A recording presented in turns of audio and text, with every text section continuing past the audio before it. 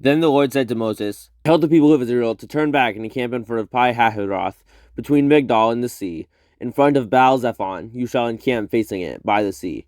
For Pharaoh will say to the people of Israel, 'They are wandering in the land, the wilderness has shut them in.' And I will harden Pharaoh's heart, and he will pursue them. And I will get glory over Pharaoh and all his hosts, and the Egyptians shall know that I am the Lord." And they did so. When the king of Egypt was told that the people had fled, the mind of Pharaoh and his servants was changed toward the people, and they said, "What is this we have done, that we let Israel go from serving us?"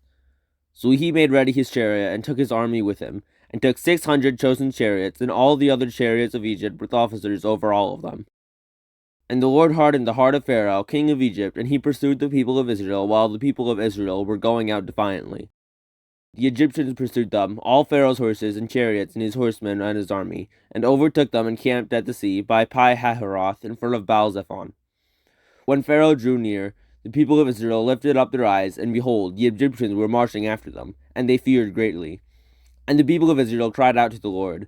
They said to Moses, "Is it because there are no graves in Egypt that you have taken us away to die in the wilderness? What have you done to us in bringing us out of Egypt? Is not this what we said to you in Egypt? Leave us alone that we may serve the Egyptians. For it would have been better for us to serve the Egyptians than to die in the wilderness." And Moses said to the people, "Fear not, stand firm, and see the salvation of the Lord, which he will work for you today. And the Egyptians whom you see today, you shall never see again. The Lord will fight for you, and you have only to be silent." The Lord said to Moses, "Why do you cry to me? Tell the people of Israel to go forward.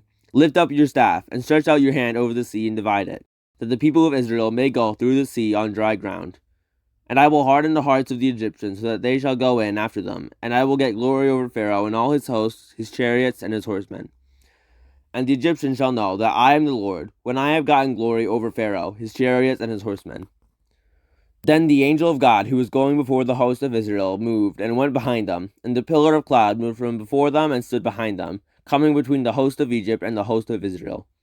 And there was the cloud and the darkness, and it lit up the night, without one coming near the other all night. Then Moses stretched out his hand over the sea, and the Lord drove the sea back by a strong east wind all night, and made the sea dry land, and the waters were divided. And the people of Israel went into the midst of the sea on dry ground, the waters being a wall to them on their right hand and on their left.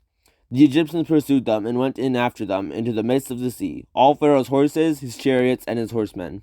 And in the morning watch, the Lord in the pillar of fire and of cloud looked down on the Egyptian forces, and threw the Egyptian forces into a panic, clogging their chariot wheels so that they drove heavily. And the Egyptians said, "Let us flee from before Israel, for the Lord fights for them against the Egyptians." Then the Lord said to Moses, "Stretch out your hand over the sea, that the water may come back upon the Egyptians, upon their chariots, and upon their horsemen." So Moses stretched out his hand over the sea, and the sea returned to its normal course when the morning appeared. And as the Egyptians fled into it, the Lord threw the Egyptians into the midst of the sea.